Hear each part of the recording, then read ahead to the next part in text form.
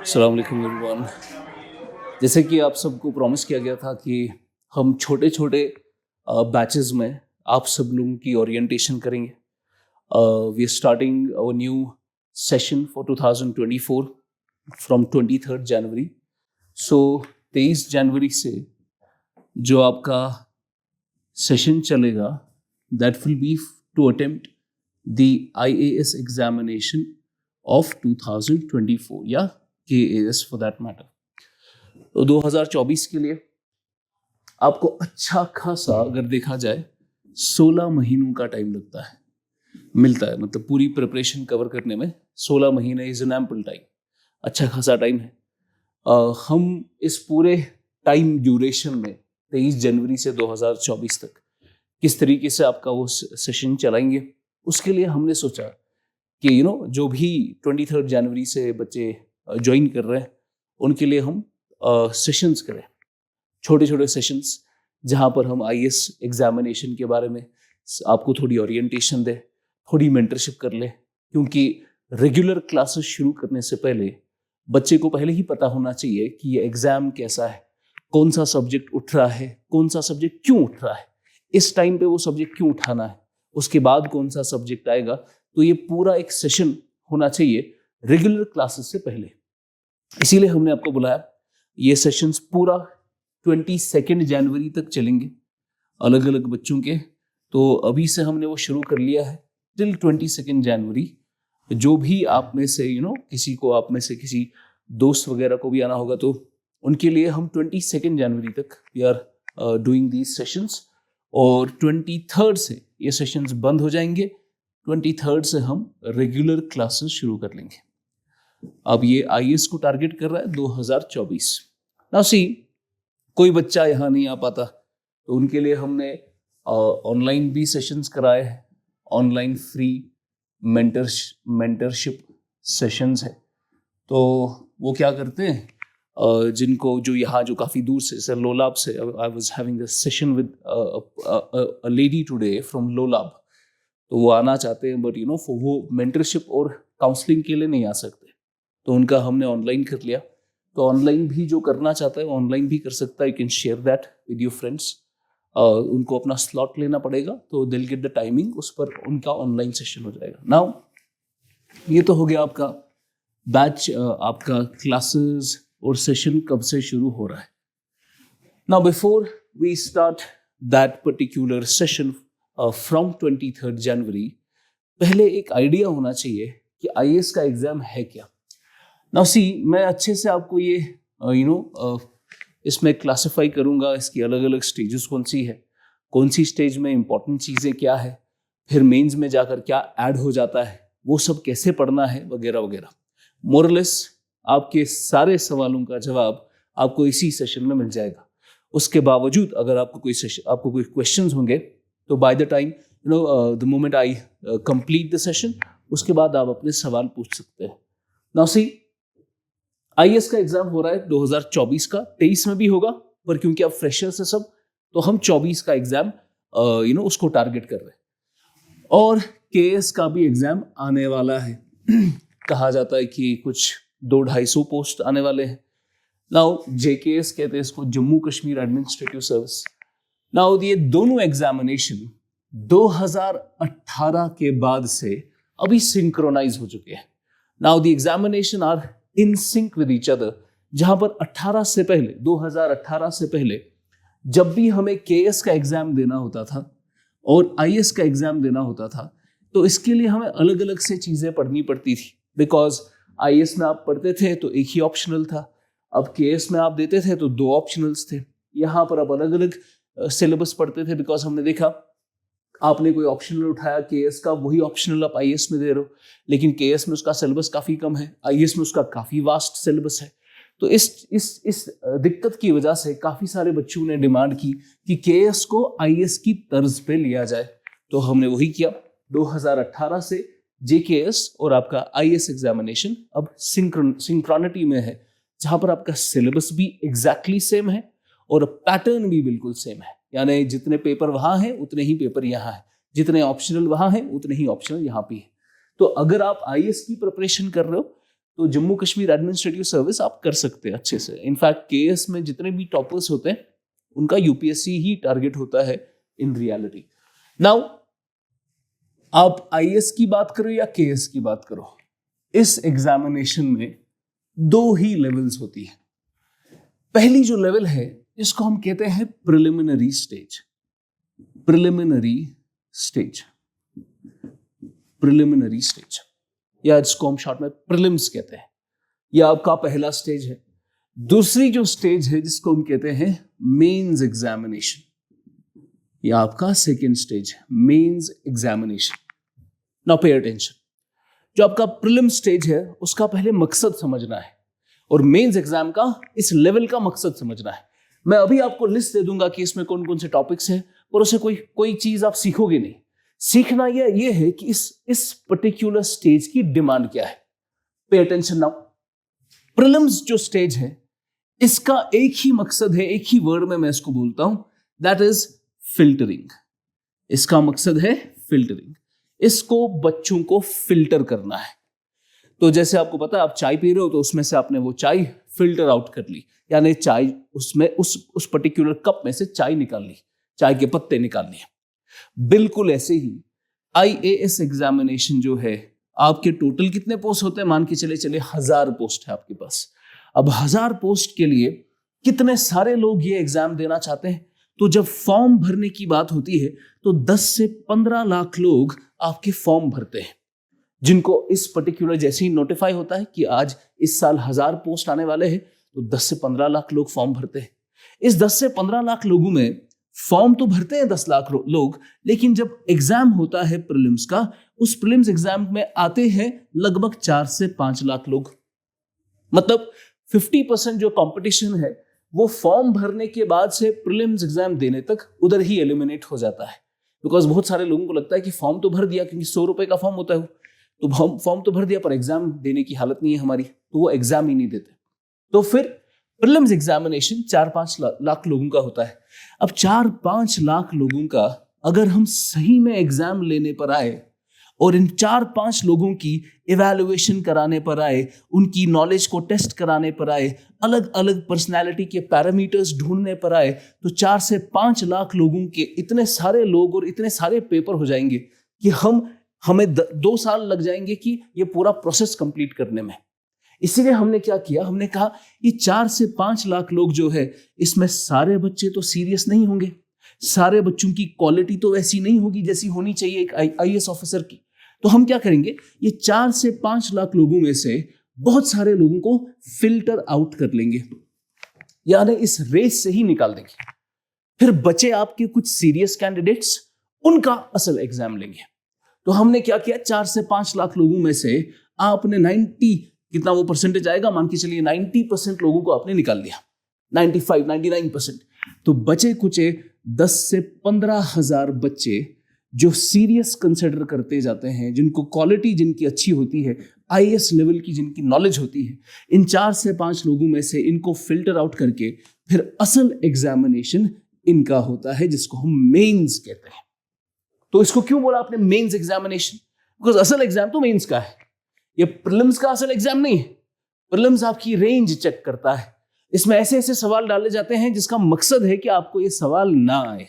इसीलिए आपने देखा कि प्रीलिम्स में 50% का ही कट ऑफ होता है। अगर 200 मार्क्स से लगभग 95 कट ऑफ होगा, 98 कट ऑफ होगा, 100 कट ऑफ होगा, 102 कट ऑफ होगा, 50% कट ऑफ होता है। तो इसीलिए प्रीलिम्स की जो स्टेज है, इसका मकसद क्या है? इसका मकसद है टू फिल्टर आउट कैंडिडेट्स। 4 से 5 लाख लोगों में से फिल्टर आउट कर ले, बचे कुछ 10-15 हजार बच्चे, उनका हम मेंस एग्जामिनेशन करेंगे। तो असल जो आईएएस का एग्जाम है वो प्रीलिम्स नहीं है, वो मेंस का एग्जाम है। लेकिन प्रीलिम्स आपका फिल्टरिंग का काम करता है। नाउ सी, ये हो गया पहला पॉइंट। नाउ जब आपने प्रीलिम्स का मकसद समझ लिया कि इसका मकसद ही है मेजॉरिटी लोगों को फेल करना, मेजॉरिटी लोगों को इस रेस से निकाल देना। अब प्रीलिम्स एग्जामिनेशन में इन्होंने 2 पेपर डालने हैं, जिसको हम कहते हैं GS1 और एक दूसरा पेपर है GS2। 2 ही पेपर होते हैं जब आप पहला एग्जाम देते हैं। GS1 आपका जनरल स्टडीज का एग्जाम होता है, GS2 पेपर 2 आपका CSAT का एग्जाम होता है, सिविल सर्विसेज एप्टीट्यूड टेस्ट। इसीलिए हम क्या कहते हैं, वो बच्चे जो पहले से ही जिनका 10th क्लास में 9th क्लास में दिमाग में होता है कि हमें IAS करना है, तो उनको हम कहते हैं कि भाई पहले 12th तक आप साइंस बैकग्राउंड ले लो, आप मैथमेटिक्स ले लो, 12th के बाद आप आर्ट्स ले लो। वाई? बिकॉज 12th तक जो साइंस है, जो मैथमेटिक्स है, थोड़ा बहुत अच्छा नॉलेज होना चाहिए उसका। वाई? बिकॉज आपका मैथमेटिक्स यहां पर पूछा जाता है। तो CSAT में क्या पूछा जाएगा? रीजनिंग। CSAT में क्या पूछा जाएगा? Quantitative aptitude. CSAT में क्या पूछा जाएगा? English comprehension. क्या पूछा जाएगा? Data interpretation. मोटा मोटा यही चीज होती है आपके CSAT में। टोटल 80 सवाल होते हैं। 80 सवाल में से अगर आपने 27 भी ठीक कर लिए तो आप पास हो जाओगे। तो CSAT का जो पेपर है, paper 2, it is just for a qualifying nature का। इसको बस क्वालिफाई करना है, इसके मार्क्स ऐड नहीं होते हैं टोटल कट ऑफ में। तो आपने इसको कर लिया। अब रीजनिंग बिल्कुल आपका ऐसा भी नहीं है कि ज्यादा ही आसान आता है, अच्छा खासा रीजनिंग आता है, थोड़ा समझकर ही, थोड़ा पढ़कर ही वो कर सकता है इंसान। क्वांटिटेटिव एप्टीट्यूड ऐसा नहीं है कि 11th और 12th की आपको इंटीग्रेशन वगैरह उस टाइप के सवाल पूछे जाएंगे, पर बिल्कुल 10th लेवल के ही टॉपिक्स होते हैं, पर लेवल उनकी अच्छी होती है। तो क्वांट का भी पढ़ लेना है, कॉम्प्रिहेंशन भी पढ़ना है, पैसेजेस जिसमें आते हैं तो पैसेज दिया, नीचे से क्वेश्चंस लिखे होंगे, तो पैसेजेस और DI वगैरह होता है। तो ये हो गया आपका एक तरफ का CSAT। दूसरी तरफ से आपके पास होता है जनरल स्टडीज। जनरल स्टडीज में जो आपका सबसे पहला पेपर है, ये टोटल आपके 100 क्वेश्चंस होते हैं और हर क्वेश्चन के 2 मार्क्स, तो टोटल मार्क्स हो गए 200 मार्क्स। अब यहां पर पहला पेपर मान के चलिए आप हिस्ट्री है, दूसरा पेपर रखिए आप इकोनॉमी, तीसरा पेपर रखिए आप एनवायरमेंटल साइंस, चौथा पेपर रखिए आप पॉलिटी, पांचवा पेपर रखिए आप साइंस एंड टेक्नोलॉजी, छठा पेपर रखिए आप जियोग्राफी। अब ध्यान रहे, मैंने जो ये लिस्ट दिया है सब्जेक्ट्स का, ये सब्जेक्ट्स का लिस्ट वैसे ही रखा है, उसी ऑर्डर में रखा है जिस ऑर्डर में उनकी वेटेज है। नाउ प्रीलिम्स एग्जामिनेशन में 100 क्वेश्चंस में से हमेशा देखा जाता है कि जो पहले 3 मैंने सब्जेक्ट्स लिखे, इसमें सबसे ज्यादा क्वेश्चंस होते हैं। याद रहे, मैं हर एक सब्जेक्ट का करंट अफेयर उसी सब्जेक्ट में डाल रहा हूं। इसका मतलब मैंने करंट अफेयर का नए से नीचे कोई सेक्शन नहीं बनाया। जो इकोनॉमी का करंट है वो इकोनॉमी के साथ डाला है, एनवायरमेंट का करंट एनवायरमेंट में डाला है, पॉलिटी का करंट पॉलिटी में डाला है। मान के चलिए अच्छे खासे 40-50 सवाल तो करंट के होते हैं, वो करंट मैंने इसी सब्जेक्ट के अंदर डाल दिया है। अब साइंस एंड टेक के लगभग 10 में से तो 9 सवाल करंट के होते हैं, तो वो भी मैंने साइंस एंड टेक में डाल दिया है, तो करंट इसमें इंक्लूडेड है। अब हिस्ट्री आपका one of the most important subjects in UPSC prelims examination is history. उसके नीचे इट इज इकोनॉमी। मान के चलिए 20 से 25 सवाल हमेशा हर साल इकोनॉमी से होते हैं। आपका एनवायरमेंटल साइंस 18 से 24 सवाल आपके देखा जाता है कि एनवायरमेंटल साइंस से होते हैं। अब आप बोलेंगे कि सर एनवायरमेंट तो इतना बड़ा इंपॉर्टेंट सब्जेक्ट है नहीं, तो इसमें इतने ज्यादा सवाल कहां से आते हैं? अब ये याद रहे कि ये जो प्रीलिम्स एग्जामिनेशन है IAS का, यही प्रीलिम्स एग्जामिनेशन एक और एग्जाम का होता है, इंडियन फॉरेस्ट सर्विसेज का। तो फॉरेस्ट और सिविल सर्विसेज का एक ही प्रीलिम्स होता है, जिसकी वजह से अब फॉरेस्ट की वेटेज है, तो फॉरेस्ट आने की वजह से आपका एनवायरमेंटल साइंस काफी ज्यादा इंपॉर्टेंट हो चुका है। उसके बाद आपका पॉलिटी 16 से 18 सवाल हर साल। उसके बाद साइंस एंड टेक्नोलॉजी 9 से 11 सवाल हर साल साइंस एंड टेक से आते हैं। उसके बाद आपका प्योर ज्योग्राफी। याद रहे, मैं प्योर ज्योग्राफी की बात कर रहा हूं, ज्योग्राफी एज ए डिसिप्लिन। मैं उस ज्योग्राफी की बात नहीं कर रहा जो आपको एनवायरमेंट में मिलेगी, मैं purely geography as a subject की बात कर रहा हूं। तो ज्योग्राफी एज अ सब्जेक्ट में आपको सिर्फ 4 से 5 सवाल मिलते हैं। नाउ ज्योग्राफी, अब आपको क्या पता चला? आपको यह पता चला कि भाई इस पर्टिकुलर एग्जामिनेशन में, प्रीलिम स्टेज में, मुझे सब्जेक्ट्स को किस वेटेज के हिसाब से प्रिपेयर करना है। समझ गए आप? जैसे आपने साइंस एंड टेक्नोलॉजी बोला कि चलो मैं साइंस एंड टेक्नोलॉजी पढ़ूंगा। अब साइंस एंड टेक्नोलॉजी में क्या क्या पढ़ सकते हैं? जैसे हम नैनो टेक्नोलॉजी पढ़ते हैं, रोबोटिक्स पढ़ते हैं, हेल्थ पढ़ते हैं, हम क्या पढ़ते हैं साथ में, स्पेस टेक्नोलॉजी पढ़ते हैं, हम पढ़ते हैं डिफेंस टेक्नोलॉजी, हम पढ़ते हैं बायो टेक्नोलॉजी, हम पढ़ते हैं इंफॉर्मेशन कम्युनिकेशन टेक्नोलॉजी। अब टोटल कितने सवाल आते हैं? 9 से 11। अब इन 9 से 11 सवाल कहां से आते हैं? जब आप प्रीवियस ईयर क्वेश्चंस का एनालिसिस करोगे, आपको पता चलेगा नैनो टेक्नोलॉजी, रोबोटिक्स, ये प्रीलिम्स के लिए ज्यादा इंपॉर्टेंट नहीं। आपका हेल्थ उतना इंपॉर्टेंट नहीं है। मेजरली ये साइंस एंड टेक्नोलॉजी में 4 से 5 सवाल बायोटेक्नोलॉजी से आते हैं, 3 से 4 सवाल आईसीटी से आते हैं, कभी कभार कोई सवाल स्पेस टेक से आ जाता है, कभी कोई डिफेंस से आ जाता है। तो ये आपको पहले पता होना चाहिए कि मैंने जो प्रीलिम्स का एग्जाम देना है उसमें किस सब्जेक्ट की क्या इंपॉर्टेंस है। तो ये 6 सब्जेक्ट्स आपके जीएस के लिए इंपॉर्टेंट है, इंक्लूडिंग करंट अफेयर, जो मैंने उसी में डाल दिया, और इसी क्रम में, इसी ऑर्डर में आपको उसको वेटेज देनी है। अब याद रहे एक बात, कुछ बच्चे यहां पर क्या गलती करेंगे, वो प्रीलिम्स एग्जामिनेशन की एनालिसिस करके ये समझ लेते हैं कि ज्योग्राफी अब इंपॉर्टेंट नहीं है, अब ज्योग्राफी को स्किप कर लेते हैं। तो ज्योग्राफी में क्योंकि काफी टेक्निकल कॉन्सेप्ट्स है, तो let's skip it, but you can not skip geography. चलो मान भी लिया कि प्रीलिम्स में geography as a subject, purely geography से 4-5 सवाल ही होते हैं, बाकी के 95 सवाल किसी और सब्जेक्ट से है, मगर यही पर्टिकुलर सब्जेक्ट मेंस के लिए बहुत ज्यादा इंपॉर्टेंट है। तो आपने सब्जेक्ट को वेटेज देनी है, उसके बाद सब्जेक्ट में ये देखना है ये प्री के हिसाब से इंपॉर्टेंट है या मेंस के हिसाब से इंपॉर्टेंट है। नाउ इस स्टेज से जब आप बाहर आते हो, 200 में से अगर आपने 110 मार्क्स ही ले आए तो आप कट ऑफ के ऊपर होंगे। 110 marks, that is 55% of your total score. उसके बाद जब आप यहां से क्वालिफाई करते हो, then you go for mains examination. Mains examination में 2 सब लेवल्स हैं। पहली सब लेवल है इसमें जिसको हम सब्जेक्टिव टाइप कहते हैं। सब्जेक्टिव टाइप, यहां पर आपको आंसर्स लिखने हैं, आंसर्स लिखने हैं, राइट। दूसरा है आपका पर्सनालिटी टेस्ट, पर्सनालिटी टेस्ट जिसको हम इंटरव्यू कहते हैं। याद रहे, इंटरव्यू तीसरी स्टेज नहीं है इस एग्जाम की, इंटरव्यू मेंस के साथ लिंक्ड है, और आपका इन दोनों के टोटल मार्क्स पर ही आपकी फाइनल रैंक डिसाइड होती है। फाइन। नाउ सब्जेक्टिव टाइप में आपको अब आंसर्स लिखने हैं। तो कौन कौन सा पेपर लिखना है आपको? पहला ही पेपर आपका होगा एसे का, तो आपको एसे लिखना है, उसमें 2 एसे लिखना है। दूसरा पेपर होगा आपका GS1, तीसरा होगा GS2, चौथा पेपर होगा GS3, उसके बाद GS4, उसके बाद ऑप्शनल पेपर 1, उसके बाद ऑप्शनल पेपर 2, उसके बाद इंग्लिश का पेपर, और अगर आप आईएएस का एग्जाम दे रहे हो तो लैंग्वेज का पेपर, लैंग्वेज का पेपर। कोई भी 22 शेड्यूल में जो जितनी भी आपकी लैंग्वेजेस है उसमें से कोई भी लैंग्वेज उठाकर आप एग्जाम दे सकते हो। नाउ ध्यान रहे, अब आप अंदर से समझ रहे होंगे, चलिए सर ऐसे लिखना है, समझ लिया हमने, ऐसे लिख सकते हैं। ऑप्शनल तैयार करना है तो ऑप्शनल मेरा कोई भी है, जैसे किसी का हिस्ट्री है, किसी का पॉलिटिकल साइंस इंटरनेशनल रिलेशन है, किसी का सोशियोलॉजी, किसी का एंथ्रोपोलॉजी, किसी का जियोग्राफी, किसी का पब्लिक एडमिनिस्ट्रेशन, तो उनमें से मेरा कोई ऑप्शनल है, उसके 2 पेपर है, वो समझ गया।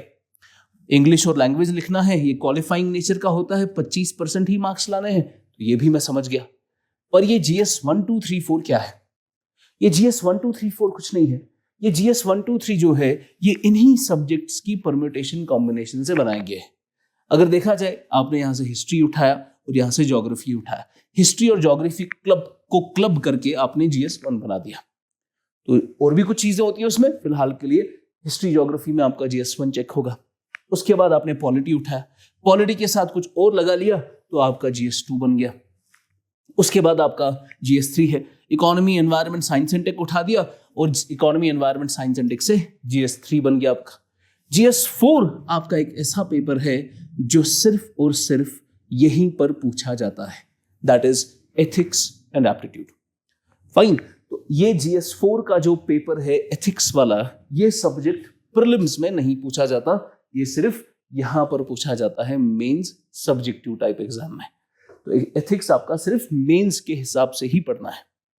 फिर जब आप यहां से इन सारे सब्जेक्ट्स में क्वालिफाई करके आपको ठीक ठाक मार्क्स आके जब आप यहां जाते हैं, फिर आपका वहां पर इंटरव्यू होता है। याद रहे, इंटरव्यू एक वाइवा वॉइस की तरह नहीं है जहां पर आपकी सिर्फ नॉलेज चेक होगी, वहां पर आपका इंटरव्यू होगा, यानी आपके अंदर का व्यू निकाल कर वो खुरेद कर निकालेंगे कि आपकी पर्सनैलिटी कैसी, आपका बैलेंस ऑफ जजमेंट कैसा है, आपकी मॉरल इंटेग्रिटी कैसी है, आपका लॉजिकल एक्सपोजिशन कैसा है, सब कुछ देखा जाएगा। तो ये है आपका general pattern of the examination. Now ये पैटर्न तो मैंने समझा दिया आपको। अब इसमें बहुत सारे सब्जेक्ट्स हैं जिनको हम एक एक करके उठा सकते हैं, मगर ध्यान रहे यहां पर एक एग्जाम का पैटर्न तो मैंने आपको बता दिया, पर आपको जो अब समझना है दैट इज कि मैं किसी पर्टिकुलर सब्जेक्ट को जब पढ़ने बैठूं उसको मैं कैसे पढ़ूं। फॉर एग्जाम्पल आपने कहना है कि सर मैं हिस्ट्री उठाना चाहता हूं, फाइन, मैं हिस्ट्री पढ़ना चाहता हूं, तो मैं कैसे पढ़ूं, हिस्ट्री में कैसे पढ़ूं, या मुझे इकोनॉमी पढ़ना है तो इकोनॉमी कैसे पढ़ूं, मुझे समझ नहीं आ रहा कि ये सब्जेक्ट पढ़ना कैसे।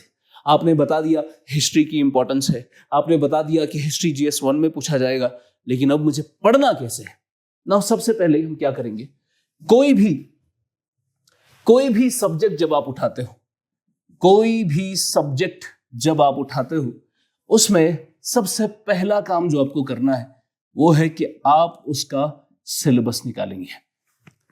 तो आप यूपीएससी की वेबसाइट पे जाइए, यूपीएससी का सिलेबस डाउनलोड करिए, या बाहर लाल चौक में से आपको यूपीएससी का एक बुक मिलेगा सिलेबस का, वो सिलेबस की बुक लेकर आओ। और सिलेबस जैसे आप निकालेंगे, आपको इसमें सिलेबस मिलेगा प्रीलिम्स का भी, आपको इसमें सिलेबस मिलेगा मेंस का भी। याद रहे दोनों का एनालिसिस करें कि भाई प्रीलिम्स में क्या क्या सिलेबस है, मेंस में क्या क्या सिलेबस है। आपको पता चलेगा प्रीलिम्स के सिलेबस में हिस्ट्री जैसे सब्जेक्ट के अंदर जैसे वर्ल्ड हिस्ट्री नहीं पूछा जाता। अब प्रीलिम्स में क्या क्या पूछा जाता है, आर्ट एंड कल्चर है, एंशिएंट हिस्ट्री है, मॉडर्न हिस्ट्री है, वगैरह वगैरह। मेंस में जब आप जाते हैं तो वहां पर art and culture, ancient history, medieval history, modern history, post modern history, उसके बाद आपका वर्ल्ड हिस्ट्री भी एक सवाल आ जाता है। तो मोरलेस इस तरीके से आपको पता हो कि प्रीलिम्स में इस पर्टिकुलर सब्जेक्ट का सिलेबस क्या है और इसी पर्टिकुलर सब्जेक्ट का मेंस में सिलेबस क्या है। तो पहले सिलेबस समझना है कि क्या क्या पढ़ना है एक पर्टिकुलर सब्जेक्ट में। यूपीएससी चाहता क्या है कि आप कौन सी चीजें पढ़े, प्रीलिम्स के लिए कौन सी चीजें पढ़े, मेंस के लिए कौन सी चीजें पढ़े। फाइन, तो आपने पहली बात सिलेबस निकाल ली, सिलेबस को पढ़ा, एक बार पढ़ा, 2 बार पढ़ा, 10 बार पढ़ा, जब तक वो याद नहीं रहेगा तब तक पढ़ते रहना है। क्योंकि सिलेबस को जब तक आपने बाय हार्ट पूरा याद नहीं कर लिया तब तक आपको पढ़ने में हमेशा प्रॉब्लम रहेगी, क्योंकि आपको पता ही नहीं कि कौन सा टॉपिक कहां पर है, आपको पता ही नहीं सोसाइटी में उन्हें क्या क्या पूछना है, आपको पता ही नहीं सोशल जस्टिस में या इंटरनल सिक्योरिटी में वो क्या चाहते हैं, आपको पता ही नहीं कि इकोनॉमी में, एग्रीकल्चर में वो क्या चाह रहे हैं आपसे। आप एग्रीकल्चर में बैठेंगे, एग्रीकल्चरल साइंसेज और एग्रीकल्चरल इंजीनियरिंग पढ़ने बैठेंगे, वो तो उनको नहीं चाहिए। उनको एग्रीकल्चर में एग्रीकल्चरल इश्यूज पता होने चाहिए। मिनिमम सपोर्ट प्राइस क्या इशू है, पब्लिक डिस्ट्रीब्यूशन सिस्टम, TBTS आपको पता होना चाहिए, लैंड रिफॉर्म जो हमने करा है आपको पता होना चाहिए, concept of inclusive growth is mentioned in the syllabus. 5 बार पिछले 8 सालों में 5 बार इंक्लूसिव ग्रोथ पे बार रिपीट हुआ है यूपीएससी में क्वेश्चन, सारे सिलेबस से निकाले हुए क्वेश्चंस हैं। Food processing sector, life stock, animal husbandry, ये सारे टॉपिक्स आपके सिलेबस में मेंशन्ड है। तो सिलेबस को अच्छे से पढ़ना है, उसको याद करना है। आपको पता होना चाहिए GS1 का सिलेबस क्या है, GS2 का ये है, GS3 का ये है। मैं नाम बोलूंगा, आपको याद होना चाहिए ये किस पेपर का टॉपिक है। फाइन, ये हो गया आपका syllabus is the first thing that you will do. Second चीज जो आप करेंगे दैट इज इस सिलेबस को निकालकर आपने फॉर एग्जाम्पल सिलेबस उठाया। Let me give you an example now. There is a subject by the name of economy जो मैं पढ़ाता हूं। इकोनॉमी का आपने सिलेबस उठाया, you understood the syllabus of prelims and you understood the syllabus of mains। पढ़ लिया आपने। जैसे ही आपने सिलेबस पढ़ लिया, उसके बाद आपको क्या पता चला कि इकोनॉमी जैसे सब्जेक्ट में जो प्रीलिम्स का सिलेबस है वहां पर लिखा है इंडियन इकोनॉमी, ये सिलेबस है, Indian economy is the syllabus, ये 2 वर्ड्स, इतना ही सिलेबस है। अब आपको खुद सोचना है कि इंडियन इकोनॉमी में क्या क्या पढ़ा जा सकता है। इसमें तो बहुत कुछ चीजें आती हैं। इसमें आप ग्रोथ एंड डेवलपमेंट पढ़े, इसमें आप पब्लिक फाइनेंस पढ़े, इसमें आप मनी एंड बैंकिंग पढ़े, इसमें आप फाइनेंशियल मार्केट पढ़े, इसमें आप एक्सटर्नल सेक्टर पढ़े, इसमें आप पॉवर्टी पढ़े, इनइक्वालिटी पढ़े, इसमें आप सोशल सेक्टर इनिशिएटिव्स पढ़े। आपको क्या पढ़ना है इसमें? तो आपने प्रीलिम्स का सिलेबस देखकर तो सिर्फ ये देखा कि वहां इंडियन इकोनॉमी लिखा है। अब आपको कहां से पता चलेगा कि इंडियन इकोनॉमी में कौन से क्वेश्चंस, कहां से क्वेश्चंस आएंगे? तो सिर्फ सिलेबस से कुछ भी नहीं होगा, अकेले सिलेबस से कुछ भी नहीं होगा, बिकॉज काफी बार आपका सिलेबस काफी ओपन एंडेड होता है। आपको पता ही नहीं चलेगा कि उन्होंने लिखा होगा इंडियन हिस्ट्री, उन्होंने लिखा होगा वर्ल्ड हिस्ट्री। वर्ल्ड हिस्ट्री में किसकी? आपका साउथ अफ्रीका की हिस्ट्री निकाले, चैड या चिली की हिस्ट्री निकाले, किसकी हिस्ट्री निकाले? वर्ल्ड हिस्ट्री में तो पूरा ग्लोब है आपका। तो कैसे पता चलेगा कि इस ओपन एंडेड सिलेबस में कौन सा एरिया इंपॉर्टेंट है? वहां पर आपको दूसरी स्टेज देखनी है, that is previous year questions. अब आप निकालेंगे पीवाईक्यूज। पीवाईक्यू आपको क्या बताएगा कि इस पूरे सिलेबस के अंदर मैं सवाल कहां से डालूंगा। फाइन, नाउ सी, मैं हमेशा ये कहता हूं, सिलेबस आपको एक बाउंड्री देती है। ये बाउंड्री वो बाउंड्री है जिसके बाहर आपने खेलना नहीं है, इस बाउंड्री के अंदर अंदर रहना है। अब इस बाउंड्री के अंदर आप यहां पर है, अब आपको कहां पर छक्का लगाना है, ये छक्का कहां पर लगाना है, उसको हम बोलते हैं प्रीवियस ईयर क्वेश्चंस। तो पीवाईक्यू बोलेगा कि टॉपिक में पढ़ना क्या है। Now let me give you an example. आपने प्रीलिम्स में देखा, उन्होंने सिलेबस में इंडियन इकोनॉमी डाला है, अब इंडियन इकोनॉमी में कुछ समझ नहीं आ रहा, तो आपने इसके प्रीवियस ईयर क्वेश्चन देखे। कहां से देखने हैं? 2013 से 2022 तक, 13 ऑनवर्ड्स आपको क्वेश्चन देखना है। 13 में कुछ पैटर्न चेंज हो गया था यूपीएससी का, तब से लेकर आज तक जितने भी सवाल आए हैं prelims as well as mains में, वो सारे क्वेश्चंस का एनालिसिस करना है। याद रहे, अभी मैंने सब्जेक्ट नहीं उठाया, अभी मैं पढ़ ही नहीं रहा। मैं आपको क्या बता रहा हूं कि आपने कोई सब्जेक्ट पढ़ना है, पहले क्या करना है? सिलेबस उठाना है। उसके बाद क्या करना है? पीवाईक्यूज निकालने हैं, ताकि आपको पता हो कि ये टॉपिक कहां से पूछा जा रहा है, कौन सा टॉपिक ज्यादा इंपॉर्टेंट है।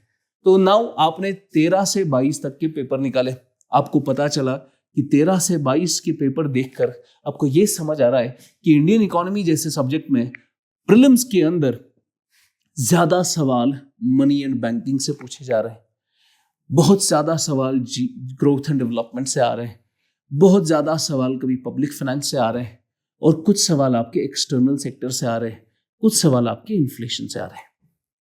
तो आपको पता चला ये है वो टॉपिक्स जो इंडियन इकोनॉमी के अंदर इंपॉर्टेंट है मेरे प्रीलिम्स एग्जामिनेशन के लिए। बिल्कुल ऐसे ही अब आपने मेंस का देखना है। मेंस का देखा तो आपको पता चला एग्रीकल्चर बहुत बड़ा टॉपिक है इकोनॉमी के अंदर, 4 से 5 सवाल आते हैं, हर साल 4 से 5 सवाल आते हैं मेंस में। तो आपने देखा एग्रीकल्चर पढ़ेंगे हम, आपको पता चला कि भाई और मेंस के लिए क्या इंपॉर्टेंट है, इंक्लूसिव ग्रोथ बहुत इंपॉर्टेंट टॉपिक है। और क्या इंपॉर्टेंट है? मार्केट इकोनॉमी, इकोनॉमिक सिस्टम्स कहते हैं उनको, इकोनॉमिक सिस्टम्स। और क्या इंपॉर्टेंट है? पॉवर्टी। और क्या इंपॉर्टेंट है? Growth and development. तो आपको पता चला ये कुछ इंपॉर्टेंट टॉपिक्स है जो आपके मेंस के हिसाब से इंपॉर्टेंट है। फाइन, अभी मैंने सब्जेक्ट शुरू नहीं किया, अभी बस मैं ये देख रहा हूं कि मेरा सिलेबस क्या है और उस सिलेबस में प्री के हिसाब से कौन से इंपॉर्टेंट टॉपिक्स है और मेंस के हिसाब से कौन से इंपॉर्टेंट टॉपिक्स है। ये हो गया आपका सेकंड। नंबर 3 पर अब आपको इस सब्जेक्ट के सोर्सेज चाहिए। फाइन, सोर्सेज आपका तीसरे लेवल पर आता है। लेकिन हम गलती क्या कर लेते, बच्चा पहले ही आता है, सर बताइए कौन कौन सी किताबें पढ़नी है। सिलेबस टोटल उसको कुछ भी नहीं पता, उसको पीवाईक्यूज भी कुछ आइडिया नहीं कि सवाल कहां से आता है, प्री में कहां से पूछा जाएगा, मेंस में कहां से पूछा जाएगा, he has no idea at all. But वो क्या कर रहा है, वो पहले से बोलेगा किताबें कौन सी लानी है। उसको पता ही नहीं भाई जब मैं वो किताब लाऊंगा और जब मैं उस किताब को खोलूंगा मुझे जो पढ़ना है वो किस हिसाब से पढ़ना है, प्री के टॉपिक्स कौन है, मेंस के टॉपिक्स कौन है, कोई आइडिया नहीं। Now you will get the sources. अब हर सब्जेक्ट के अपने अपने सोर्सेज हैं। बेसिकली हम हर सब्जेक्ट का एक ब्रीफ आइडिया लेने के लिए आपको पता ही है एनसीईआरटीज लेते हैं, और एनसीईआरटीज को गलती से भी आप लोगों को you should not take them lightly. NCERT बहुत इंपॉर्टेंट है और बार बार जब आप पढ़ते हो, ऐसा कभी नहीं हुआ है कि मैंने कोई एनसीईआरटी पढ़ी है, बार बार पढ़ी है और मैंने बार बार रिपीटेड पढ़ने के बाद भी कुछ नहीं सीखा हो। एनसीईआरटी बहुत अच्छी किताबें आपको पढ़नी चाहिए हर एक सब्जेक्ट की। हिस्ट्री में हम पढ़ते हैं जैसे आर एस शर्मा, सतीश चंद्रा, बिपिन चंद्रा, सब एनसीईआरटीज है ओल्ड। इकोनॉमी में 11th-12th की आपने उठा ली, Indian economic development, macro class 12 की, आपने ज्योग्राफी की उठा दी, 4 किताबें आती है 11th और 12th की। आपने ऐसे ही साइंस एंड टेक के लिए क्लास 12 की बायोलॉजी उठा ली, आपने एनवायरनमेंट के लिए उसी क्लास 12 की बायोलॉजी के आखिरी 4 चैप्टर पढ़ लिए। तो एनसीईआरटी बहुत इंपॉर्टेंट है हर सब्जेक्ट के लिए। नाउ उसके बाद, उस एनसीईआरटी के बाद आपको उसकी स्टैंडर्ड बुक भी खरीदनी पड़ेगी। जैसे आपने इकोनॉमी पढ़ा तो इकोनॉमी की एनसीईआरटी पढ़ेंगे। अब जैसे आपने इकोनॉमी की कोई एनसीईआरटी पढ़ी, वो नॉवेल की तरह नहीं पढ़नी है, पहले पेज से आखिरी पेज तक आप पढ़ते जा रहे हैं, not like that. You have to take up the topic और आपको टॉपिक पढ़ना है। जैसे आप पढ़ रहे हैं मनी एंड बैंकिंग, आपने बैंकिंग इश्यूज पढ़ने हैं, बैंकिंग स्ट्रक्चर को समझना है। तो बैंकिंग का पहला जो टॉपिक है वो क्लास 12 की मैक्रो इकोनॉमिक्स में मिलेगा आपको। तो आपने एनसीईआरटी खोली, क्लास 12 की मैक्रो इकोनॉमिक्स की बुक खोली, मनी एंड बैंकिंग का चैप्टर खोला और वो पढ़ा वहां से। जैसे आपने एनसीईआरटी से पढ़ा, फिर वही टॉपिक आप एक स्टैंडर्ड बुक से पढ़ेंगे। आप श्रीराम आईएएस लाओ, आप रमेश सिंह लाओ, आप नितिन सिंघानिया लाओ, आपको जो अच्छी किताब लगती है इकोनॉमी के लिए आप ले आओ। तो स्टैंडर्ड बुक आपने खरीद ली, तो मनी एंड बैंकिंग एनसीईआरटी का चैप्टर हो गया, money and banking standard book का चैप्टर हो गया।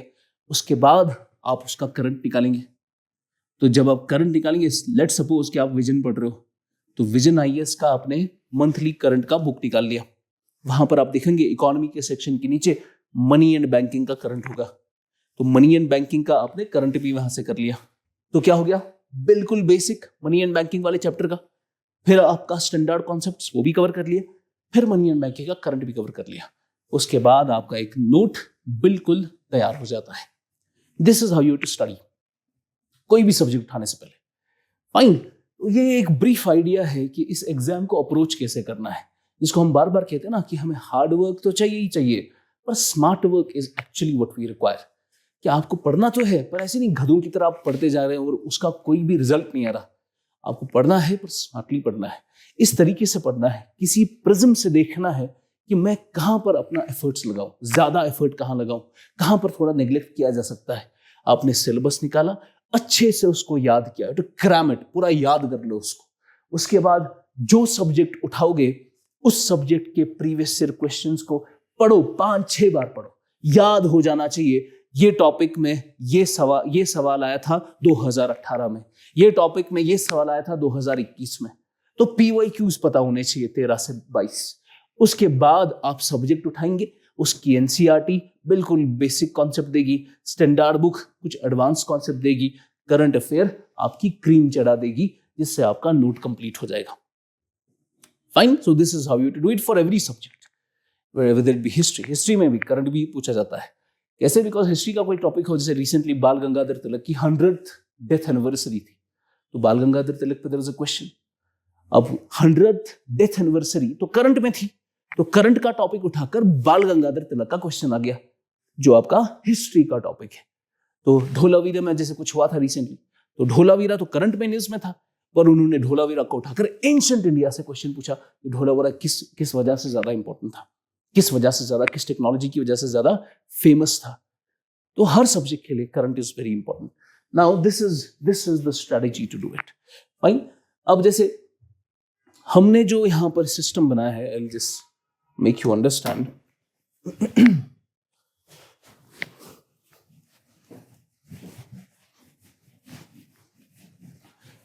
अब देखिए, इसमें ये काम आप खुद कर सकते हो, या even you join a particular centre, वो आपके लिए ये काम आपको करा के देते हैं। Now let's suppose we are starting the session on 23rd January 2023, and we are targeting an exam 2024 IAS का। फाइन, तो आपको अच्छा खासा, how many months are you getting? 16 months। Now see, अभी will start with the component X. तो हमने एक component शुरू कर लिया।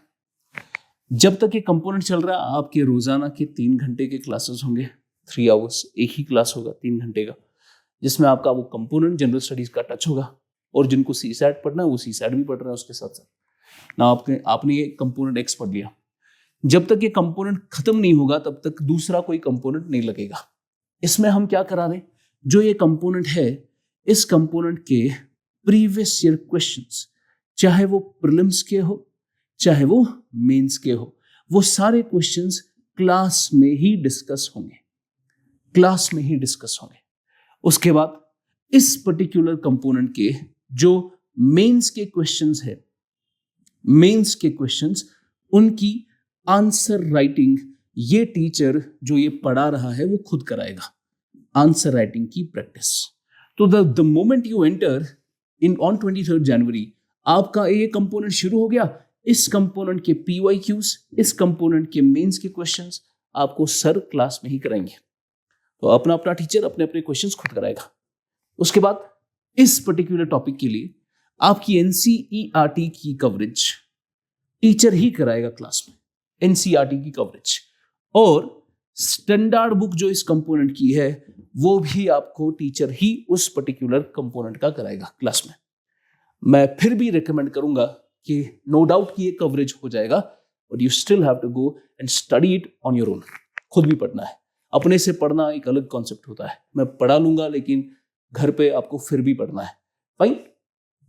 जैसे ही आपके एक एक टॉपिक्स खत्म हो रहे, उसके बाद इस सब्जेक्ट का कंपोनेंट वाइज आपका कोई टेस्ट होगा। कभी टेस्ट प्रीलिम्स का होगा, कभी टेस्ट मेंस का होगा। और अगर आपका मेंस का टेस्ट हो रहा है, उसकी आपको आंसर बुकलेट्स मिलेंगी और वो आंसर बुकलेट्स की इवैल्यूएशन आपके कारफ सर करते हैं, जो आपकी आंसर राइटिंग देखते हैं क्लास में। तो answer writing is a concept that we are focusing on from the very beginning, शुरुआत से, बिकॉज आंसर राइटिंग में फिर बहुत टाइम लग जाता है बच्चे को सीखने में। तो आपका ये सब भी पहले से ही होगा। And the first answer you will write will be the worst answer of your life. और धीरे धीरे आंसर राइटिंग में वो रिफाइनमेंट आती है, आप 6-7 महीनों में अच्छा आंसर लिख पाएंगे। सो ये हो गया आपका यहाँ पर। उसके बाद लेट्स सपोज कि आपने ये कंपोनेंट X खत्म हो गया, उसके बाद कंपोनेंट Y लगेगा, फिर उसके भी सेम प्रोसीजर पे चीजें चलेंगी, फिर कंपोनेंट Z होगा। ऐसे करते करते विल रीच बाय 2024 आपका ये मेजरली सिलेबस कंप्लीट हो जाएगा। फाइन। उसके बाद आपने 2024 का अटेम्प्ट दिया, आपने प्रीलिम्स एग्जाम दे दिया और अल्लाह के फजल से आपका प्रीलिम्स क्वालिफाई हो गया। अब आपको क्या लिखना है? मेंस। अब आपको पता होगा, जैसे कि हम प्रीलिम्स सपोर्ट प्रोग्राम कराते हैं, PSP, प्रीलिम्स सपोर्ट प्रोग्राम, जहां पर हम मॉक टेस्ट लेते हैं प्रीलिम्स के लिए, बिल्कुल ऐसे ही हम मेंस गाइडेंस प्रोग्राम भी करते हैं, MGP, मेंस गाइडेंस प्रोग्राम, जहां पर आपका मेंस का मॉक होगा। तो आपको मेंस के लिए थोड़ा हेल्प होगी। उसके बाद जब आप मेंस कवर करेंगे, फिर आपको PT देना है, पर्सनालिटी टेस्ट, वहां पर आपको मॉक टेस्ट जो इंटरव्यू के होते हैं, मॉक इंटरव्यूज, वो भी कराए जाएंगे। Now this is a comprehensive plan. I don't think इसके अलावा यू नीड एनीथिंग। बस अगर डेडिकेशन है और आप मेहनत करने वाले बच्चे हैं, आपको एंड तक, इंटरव्यू तक हमारे साथ रहना है। Fine. And the moment you are there in the list, फिर जाके आप करें जो करना है, पर तब तक अब हमारी जिम्मेदारी है।